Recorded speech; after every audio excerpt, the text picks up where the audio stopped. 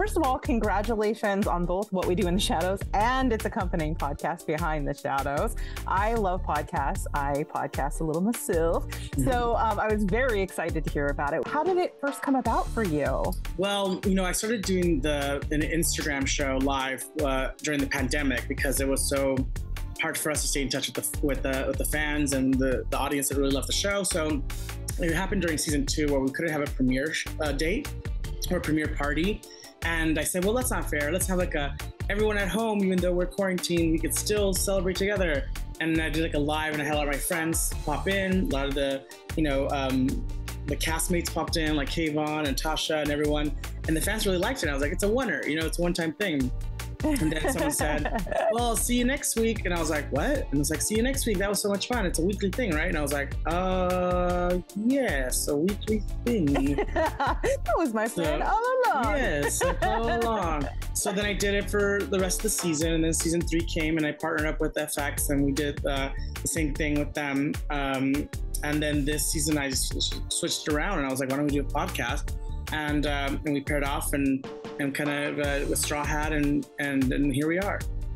I mean, that makes sense that it came from a friendship moment, because I think one of the best things, the things I love most about it is it's so clear how much you guys all really care about each other and that there are real friendships there.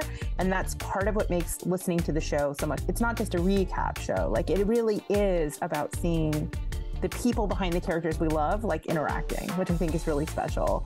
What is there anything about the podcast medium in particular that appeals to you? Does it get to allow you to show the audience different parts of yourself, maybe? Yeah, I think because we do a show where we're scripted, even though we do improvise, you don't get to see the actors behind the characters and the guest stars and whatnot and their backstories. We have great guest stars this season, both on the show and obviously on the podcast, like Anoop Desai, who many people don't know, was an American Idol finalist and now plays the Gene on the show. And then we have so many people who are just celebrity fans of the show who also come on and talk to us and how much the show means to them and how they much they love it. Like Trixie Mattel, who's a fan, favorite, and who I'm such a fan of as well. So it's just nice to hear what the show means to them and to hear the actors who are actually part of the show, how their process happened, how they booked it. Were they fans of the show? What their favorite days on set were? So a little bit behind the stories that I always personally like to hear when you hear of your favorite shows or movies. You're like, I wonder what it was like to be on that set. And I wish there was a podcast or something about it, that tells you all about it. So here we are. Yeah, absolutely. And something that you have mentioned at least a few times on the show is that, there have been times where you've met fans or something and they expect you to be your character. And I think it's really cool that now they get to know Harvey. You know what I mean? Right. I think that's really special about it. Yeah. Was there anything about podcasting that surprised you or that you weren't expecting about it, or that you found especially challenging or rewarding? Well, I think with podcasting, I think that since you're kind of being yourself and telling a story, it's just free to just have a conversation, to talk about a topic, and there's no formula. There's really just let's talk about this, and let's see what happens, or let's I have a question for you.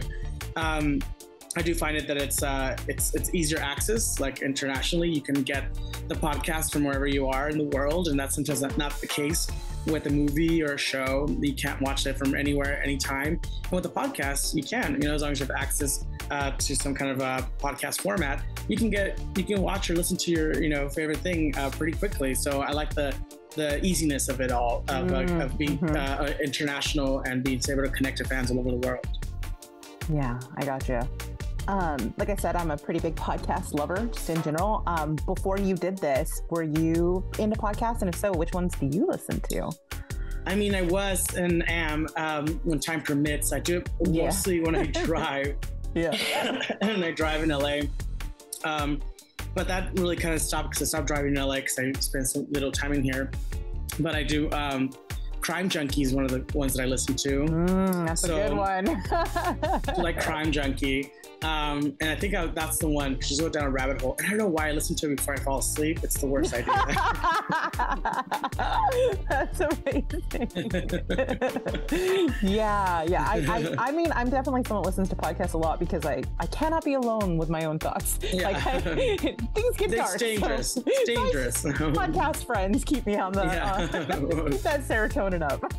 And I do like the podcast are bringing back this idea of like, that was, the original first form of, kind of broad entertainment, the radio, right. And like that's in the waves. And aside from theater, being in person, live, and on stage, radio was the way to entertain people through like storytelling. And I've heard some amazing and been a part of some amazing scripted podcasts that you can, people are like, oh, I can't wait till next season. It's like no different because it leaves it to your imagination, with the podcast, you're listening to it, and it's a storytelling vehicle, and you're like, the colors and the characters are formed in your head the way that you see them through the description or the storytelling that you listen to. So it's kind of like, it's all left to your imagination, which is really great.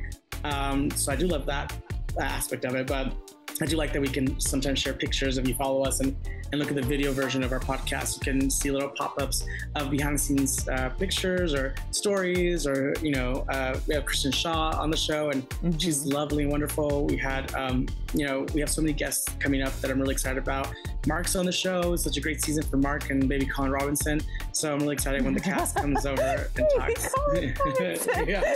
I never get sick of hearing that sentence. So, okay. Do you have a dream guest that you would love to get on the show someday that you haven't had yet? I know there's probably some people we don't know about yet. But there is. There's some coming up that we can't announce yet. But if I were to say in the show and in the podcast, I have like an ultimate list of just like, top 3. But I would say right now I'm just really wanting for some reason to have Amy Sedaris on the show. And so Amy Sedaris to be on Shadows and also be on the podcast. So or would be great because I'm a big Amy Sedaris fan. I just was watching, she did this live auction to raise money for diabetes, and all the money raised goes to research. And so I went to her auction and definitely got some pieces from Strangers with Candy just to help out our organization and for selfish needs of me wanting to have a memorabilia of Strangers with Candy. It's a win-win. It's a win-win. Harvey. It's a win-win. She would be hilarious, and I would love to hear the two of you interact. She's such a comedic genius. I adore her. I think she's fantastic. Yeah.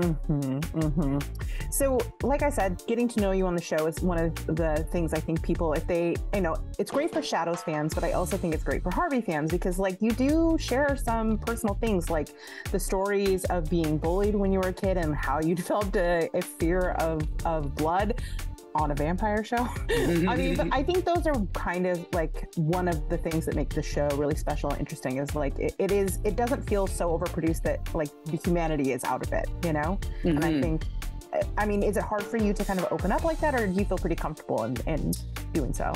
I mean, I think you have to be in a safe, or feel I'm in a safe place to open up. I don't usually open up like that, but because it is something that I'm the host of, and I feel like people are coming to just hang out and talk to me, and I feel one-on-one, you kind of forget that even though you are doing a podcast, you're just talking to the person, and sometimes when you are vulnerable, you do share stories like that, and I think those are the best stories because they're organic, and you felt comfortable enough to share them, because that story's been there, just never shared it really, and so it's good to like have the moment to feel comfortable enough to share it, so that's what happened organically, as opposed to using it as like clickbait or something that's like, oh, watch out for this story. It's whatever happens and comes out in the process of the interview with the guest is what was meant to come out, and that's the best way you can describe it. Yeah, I think that's the best kind of podcast too. That one that can be spontaneous like that and can go places, unexpected places, is really great.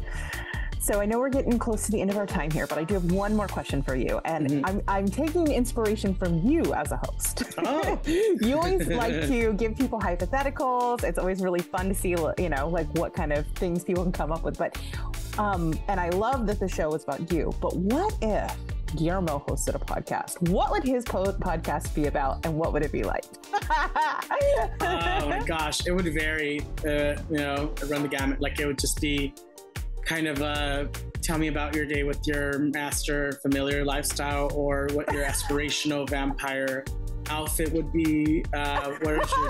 What is your 20-year plan, like goal? how to like finance and how to money management, and he's I feel like he would run the course of just different things, and he would call in and we're like, okay, caller, listen, he's like first time caller, long time listener, and they have Ask Guillermo or Ask Memo would have a segment, and they would ask Memo what he would do in the scenario, and they'd be like, you know what, he doesn't deserve you, and it's like the advice that he would give to someone is probably the self-advice he should take, and he doesn't. I mean, that's true. That is true. I think he would have the hottest tips on how to get blood out of teak. Oh yeah, for sure. Yes, that would be a whole segment. Yeah. Amazing. Well, thank you so much for taking the time to chat with me today. This has been so much fun. Congratulations on the show. It is the series is great. The podcast is great. You are great. People are in for a real treat all around. Well, thank you so much. It was great talking to you. You too. I'll hopefully talk to you again soon. Yeah. Bye-bye. Take care. Don't forget to like, subscribe, and sign up for alerts on our YouTube page. And for the full story, visit pride.com.